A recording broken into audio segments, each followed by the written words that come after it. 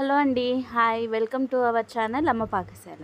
ఈరోజు వీడియోలో ఒక మంచి బ్రేక్ఫాస్ట్ రెసిపీతో మీ ముందుకు వచ్చానండి. అదేంటంటే ఇన్స్టెంట్ దోశ.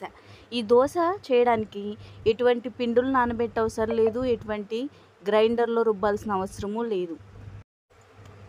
ఈ దోశల్ని అప్పటికప్పుడు చేసుకొని ఈజీగా తినేసేయొచ్చండి. మరి ఇన్స్టెంట్ దోశల్ని ఎలా చేసుకోవాలో చూపిస్తానో చూసేయండి.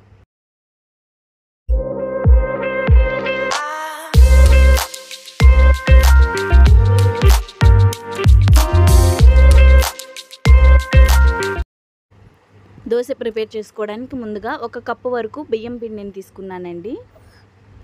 ఆ కప్పుకి సగం వరకు శనగపిండిని తీసుకున్నాను.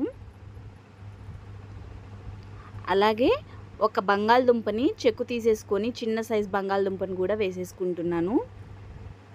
ఇప్పుడు మనం బియ్యం పిండి ఏ కొలతతో అయితే తీసుకున్నామో అదే కొలతతో పెరుగును కూడా తీసుకోవాలండి. 1 కప్పు వరకు వాటర్ని యాడ్ చేసుకోవాలి. అలాగే 1 రెమ్మ వరకు కరివేపాకుని, పొట్టు తీసుకున్న 3 వెల్లుల్లి రెమ్మల్ని,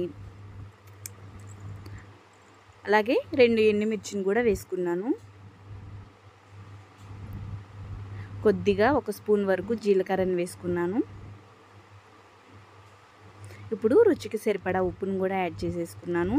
చేసుకొని మెత్తగా పేస్ట్లా చేసేసుకున్నానండి. మనం అట్టుపిండి ఏ విధంగా అయితే వేస్తామో సేమ్ అదే విధంగా ఆ కన్సిస్టెన్సీ వచ్చే వరకు వేసుకోవాలి. చూసారు కదా, అట్టుపిండి ఎలా ఉందో అలాగే ఉంది.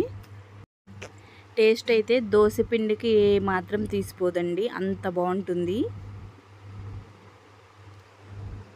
ఇప్పుడు కొద్దిగా తినే సోడాని వేసుకుంటున్నాను.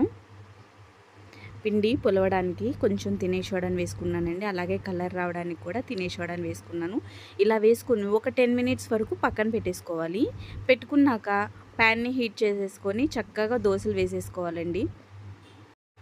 ఖచ్చితంగా చెప్తున్నాను, 3 దోశలు తినేవాళ్ళు 4-5 దోశలు ఖచ్చితంగా అయితే తింటారండి. నేను నిజంగా చెప్తున్నాను. తక్కువైతే తినరు కానీ ఎక్కువే తింటారండి. అంత టేస్ట్గా ఉంటుంది ఈ దోశ అనేది. కొద్దిగా ఆయిల్ వేసుకొని చక్కగా ముందు వెనక కాల్చేసేసుకొని దోశని పక్కకు తీసేసుకుంటాము. ఇంట్లో ఎట్లాంటి రవ్వ పిండి అలాంటివి ఏమీ లేనప్పుడు ఎప్పుడు తినే దోశలు కాకుండా, బోరింగ్ దోశలు కాకుండా ఇలా ఒక్కసారి వేసుకొని తిన్నారంటే అస్సలు వదిలిపెట్టరండి. అంత రుచిగా ఉంటాయి ఈ దోశలు. చూసారు కదా, చాలా సింపుల్ అండ్ ఈజీ బ్రేక్ఫాస్ట్ అయిపోయింది. మార్నింగ్ టైంలో పిల్లలకి ఈ విధంగా చేసి పెట్టేయండి. కడుపు నిండా తిని స్కూల్కి వెళ్ళిపోతారు. అంత టేస్టీగా ఉంటాయి. నా ఈ వీడియో కనుక మీకు నచ్చినట్టయితే లైక్ చేయండి, షేర్ చేయండి, సబ్స్క్రైబ్ చేయండి. బెల్ సింబల్ నొక్కడం అస్సలు మర్చిపోవద్దు. Thank you for watching.